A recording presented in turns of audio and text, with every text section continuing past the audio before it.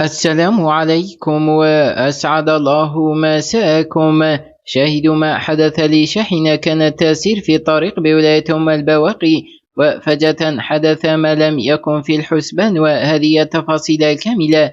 تابع الفيديو للأخير.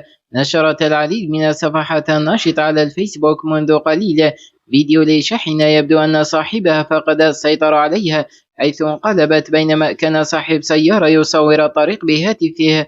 وقال شهود عيان أن الشاحنة فقدت الفرامل وانقلبت على جانب الطريق، وتم تسجيل إصابة صاحب الشاحنة، فيرجى أخذ الحيطة والحذر من كل المواطنين ومستعملي الطريق.